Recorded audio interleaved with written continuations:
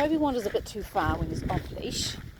So I want that edge of the bubble, the imaginary sort of rubber band, where I want him to like stay with it, so that he stays with me and doesn't just keep wandering off without checking in. So when he gets to the edge of the bubble, I'm going to change direction. Change direction, and my cue for, hey, we're changing direction is this way. So which is also handy when you just kind of like, you know, want to change direction. You want the dog to like just kind of stop checking with you and see what direction we're going in. So when they get to where I want them to be, this way. Good boy. Nice one. Good boy. Excellent. Good boy. Keep going. And then when he gets to the edge of the bubble again, I'm gonna this way.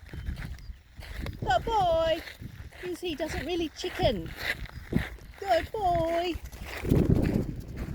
He really isn't too interested. This way. Yay, good boy. What they will develop is a natural, they'll just naturally start coming out a bit closer and checking in. Because when you're walking with your dog, you want them to be checking in on their own. You don't want to have to be telling them all the time. So this builds that, and eventually they hang out, they don't go so far, they develop this imaginary kind of bubble or this imaginary rubber band. They actually start checking in to make sure, hey, we're still going the same way. Because if you're a bit random, then they have to keep an eye on you rather than you having to keep an eye on them. So you let them get a bit into the environment for a little bit, let them go. And you can see already he's starting to stay a little bit better in this way.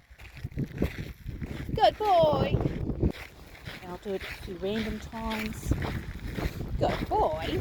That's it. Nice one. Good boy.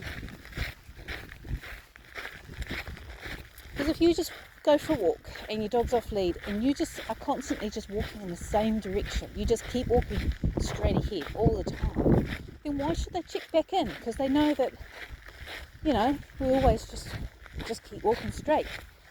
So I don't need to keep an eye on my person because they're always there. And they'll holler, this way. Good boy. Nice one. This way. This way. Toby, this way. Come on. Good. Yay. Good boy. Nice one. So if you are always just walking in a straight line, you never change direction, and anytime you want your dog to do anything, you holler at them, and so you give them this big warning, and they don't actually have to do anything themselves. They're not checking in, they're not sort of looking back to make sure that, hey, we're still going this way. All they need to do is put their face down and just keep going, and you know, you're back there somewhere, you'll catch up. But you want them naturally turning, coming back to you and checking that you're still there and we're still going in the same direction. So this is something else you can do. Just stop. So when I just stop, I teach my dogs that when I just stop, their cue is to come back to me. Yeah, good boy. Nice one. Good boy. That's it. Here, right here. Nice. Good boy. Good. So by teaching your dog these things, it becomes automatic for them to do it under their own steam rather than you having to like basically badger them and remind them all the time.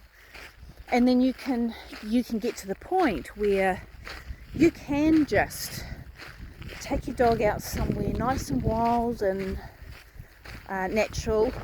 Kobe, come! Good boy.